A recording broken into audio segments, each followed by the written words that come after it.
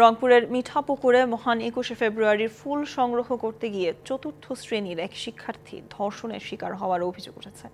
এ বিষয়ে ভুক্তভোগী শিক্ষার্থীর মা বাদী হয়ে মিঠাপুকুর থানায় মামলা দায়ের করেছেন। উপজেলার মির্জাপুর ইউনিয়নের রতিয়া গ্রামে অভিযুক্ত রুহুল আমিনের পরিবার সবাই ঢাকায় থাকেন। ভোরে তার বাড়িতে ফুল তুলতে যায় প্রতিবেশী চতুর্থ শ্রেণীর শিক্ষার্থী। এ সময় তাকে একা পেয়ে ধর্ষণ করেন রুহুল। ফজরের নামাজ শেষে মুসল্লিরা ওই পথ দিয়ে চলাচলের সময় শিশুটির চিৎকার শুনে তাকে উদ্ধার করে।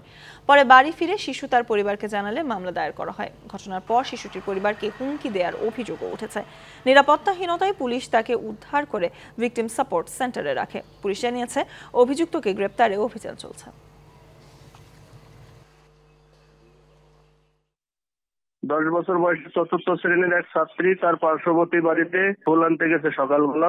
গৃহকর্তা একাই বাড়িতে ছিল। বাড়িতে অন্য লোক না থাকার সুযোগে গৃহকর্তা কর্তৃক ধর্ষিত হয়। মামলা রুজু হয়েছে। ভিকটিম সাপোর্ট সেন্টারে আসামি ধরার চেষ্টা অব্যাহত আছে।